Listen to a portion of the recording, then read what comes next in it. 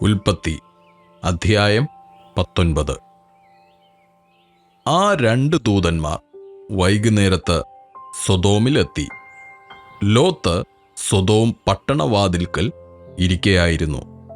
അവരെ കണ്ടിട്ട് ലോത്ത് എഴുന്നേറ്റ് എതിരേറ്റ് ചെന്ന് നിലം വരെ കുനിഞ്ഞ് നമസ്കരിച്ചു. യജമാനന്മാരെ, അടിയന്റെ വീട്ടിൽ വന്ന് നിങ്ങളുടെ കാലുകളെ കഴുകി രാപാർപ്പിൻ. കാലത്ത് എഴുന്നേറ്റ് നിങ്ങളുടെ വഴിക്ക് പോകുകയുമാവാം എന്ന് പറഞ്ഞതിന്, അല്ല, ഞങ്ങൾ വീഥിയിൽ തന്നെ രാപാർക്കും എന്ന് അവർ പറഞ്ഞു. അവൻ അവരെ ഏറ്റവും നിർബന്ധിച്ചു. അപ്പോൾ അവർ അവൻ്റെ അടുക്കൽ തിരിഞ്ഞ് അവൻ്റെ വീട്ടിൽ ചെന്നു. അവൻ അവർക്ക് വിരുന്നൊരുക്കി. പുളിപ്പില്ലാത്ത അപ്പം ചുട്ടു. അവർ ഭക്ഷണം കഴിച്ചു.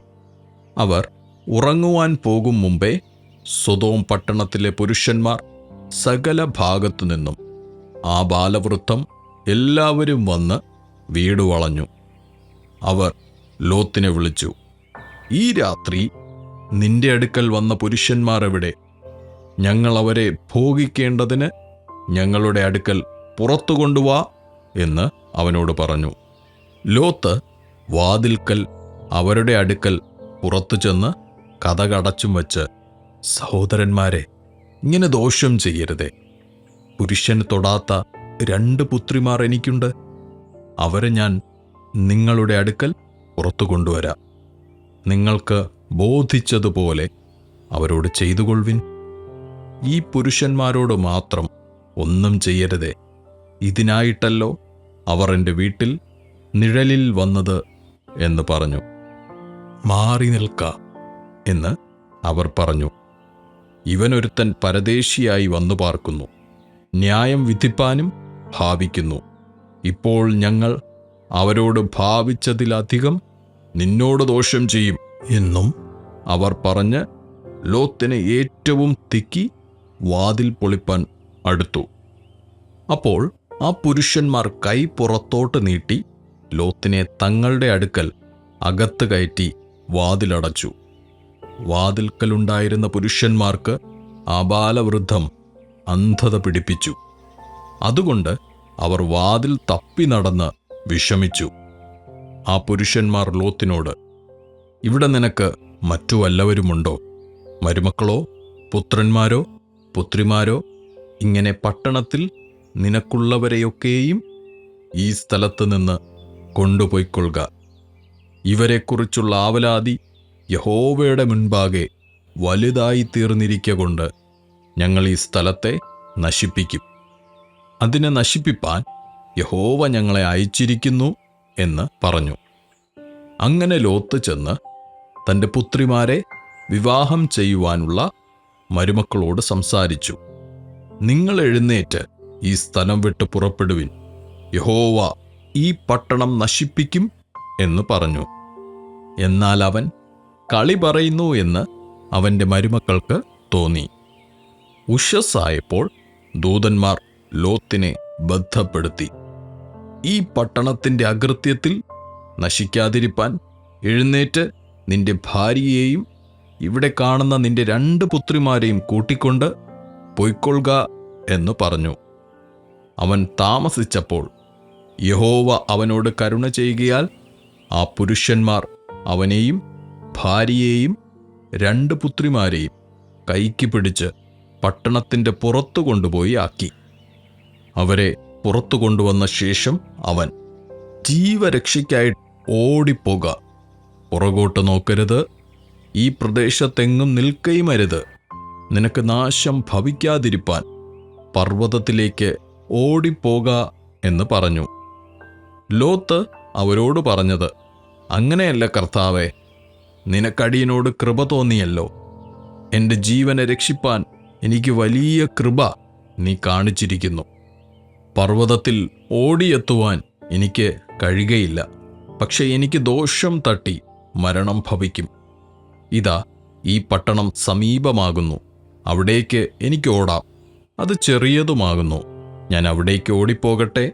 അത് ചെറിയതല്ലോ, എന്നാൽ എനിക്ക് ജീവരക്ഷയുണ്ടാകും. അവൻ അവനോട്, ഇക്കാര്യത്തിലും ഞാൻ നിന്നെ കടാക്ഷിച്ചിരിക്കുന്നു. നീ പറഞ്ഞ പട്ടണം ഞാൻ മറിച്ചു കളകയില്ല. ബന്ധപ്പെട്ട് അവിടേക്ക് ഓടിപ്പോക.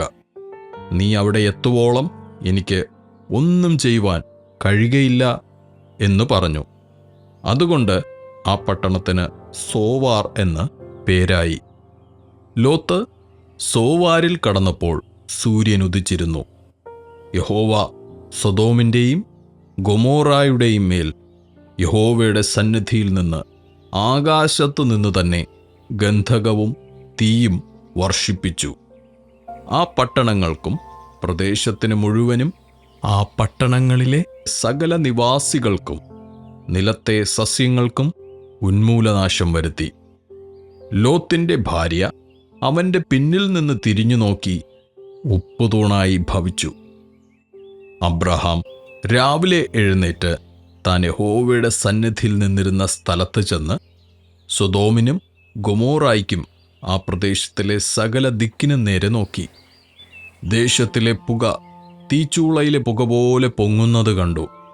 എന്നാൽ ആ പ്രദേശത്തിലെ പട്ടണങ്ങളെ നശിപ്പിക്കുമ്പോൾ ദൈവം അബ്രാഹാമിനെ ഓർത്തു.